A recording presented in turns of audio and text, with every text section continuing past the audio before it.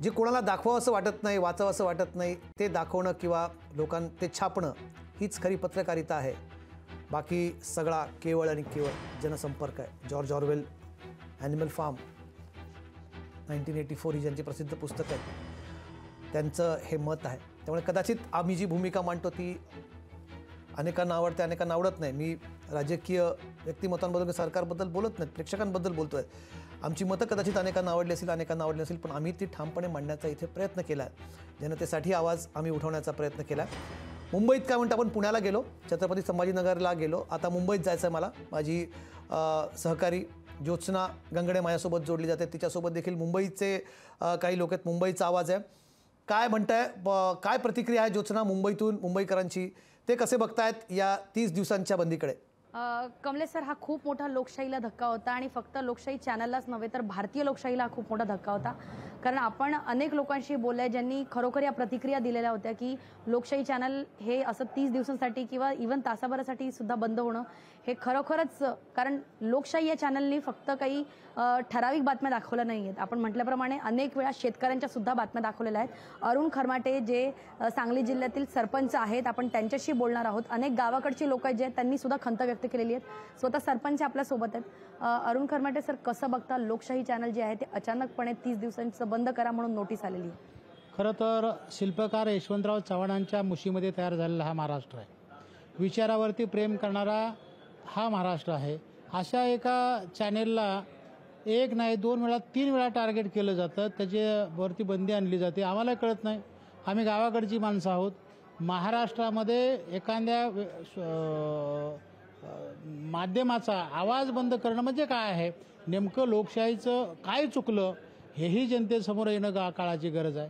आणि म्हणून खरं तर अशा एखाद्या माध्यमावरती बंधनं आणणं, एक नाही 2 नाही 3 वेळा आणणं आणि मग महाराष्ट्रातल्या जनतेमध्ये एक वेगळा संदेश जाण्याची शक्यता आहे. एखादा माध्यम सत्यता जर सांगत असेल आणि त्या सत्यतेमधली सत्यता जर आपल्या अंगाशी येणार असेल, असा उद्देश तर एखाद्या सरकारचा झाला, एखाद्या भूमिकेचा झाला, तर सामान्य माणसाला न्याय मिळण्यासाठी अशी जी आयुधं आहेत त्या आयुधाला सुद्धा सत्य दाखवावं का, अशा पद्धतीची भीती त्यांच्या मनामध्ये निर्माण होऊ शकते. आणि म्हणून अशा पद्धतीची बंधनं आणणं हे महाराष्ट्राच्या लोकशाहीला धरून नाही. आणि म्हणून लोकशाहीवरती आलेली हे बंधन त्वरित रद्द करावं. गावखेड्याकडच्या माणसाकडं एखादी गोष्टीला विरोध केला तर त्याच्यामध्ये उद्रेक निर्माण होईल आणि मग अशी सत्यता दाखवणारी माध्यमं जर त्यांच्यावरती बंधनं आणली तर असा उद्रेक सामान्य माणसामध्ये, कारण लोकशाहीनं अनेक वेळा आम्ही पाहिलेलं आहे की सत्य आवाज दाखवण्यामध्ये आमच्या शेतकऱ्यांचे प्रश्न असतील, गावखेड्याकडच्या लोकांचे प्रश्न असतील, कर्मचाऱ्यांचे प्रश्न असतील, मजुरांचे प्रश्न असतील, लोकशाही चांगल्या पद्धतीने दाखवते. त्यांची सत्यता जनमानसामध्ये आता पोहोचलेली आहे. त्यामुळे त्यांच्यावरती आलेलं बंधन हे आमच्या दृष्टीनं खरं तर हा तो त्यांच्यावरती आलेलं बंधन हे आम्ही सर्वजण त्याच्यात निषेध करतो.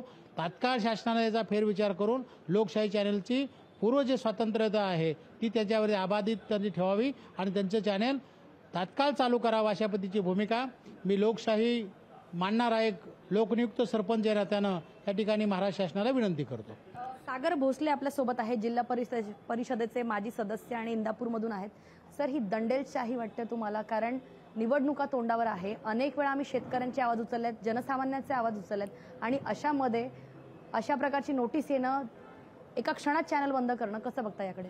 हे निंदनीय गोष्ट आहे. सगळे तुमच्या नावातच लोकशाही आहे, तुमच्या चॅनलमध्ये लोकशाही आहे, 4था स्तंभ आहे, पत्रकारितामध्ये आपला 4था स्तंभ आहे, नावात तुमच्या लोकशाही आहे. अशा प्रकारचे गोष्ट निंदनीय आहे. शासनाने त्वरित त्याच्यावरची बंदी उठवली पाहिजे आणि त्वरित चॅनल चालू केला पाहिजे. याचं कारण शेतकऱ्यांचं, बेरोजगारांचं तुम्ही नेहमी प्रश्न मांडता. सगळं हे चांगल्या प्रकारे तुम्ही प्रश्न मांडत असताना असं एखादा चॅनल बंद करणं हे म्हणजे योग्य नाही. शासनाने ह्याच्यावर त्वरित बंदी उठवली पाहिजे. कुठल्या एका गोष्टीवरून असे बंद करणं हे बरोबर नाही. तुम्ही वेळोवेळी सगळ्या गोष्टींचं तुम्ही सगळं निदर्शनास आणून दिले. शासनाच्या काय योजना असतील, काय असतील, कुणावर अन्याय झाला, काय झालं, तुम्ही वेळोवेळी सगळे प्रश्न उपस्थित केले. तरी असे एखाद्या चॅनल बंद करणं ही योग्य नाही.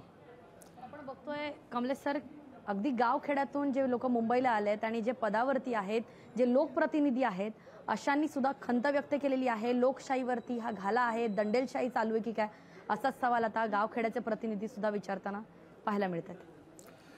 ठीक आहे ज्योत्सना, आपण आणखी मुंबईकरांच्या प्रतिक्रिया जाणून घ्यायचा इथे प्रयत्न करणार आहोत. लोकशाही मराठी ऐका, पहा, जागरूक रहा.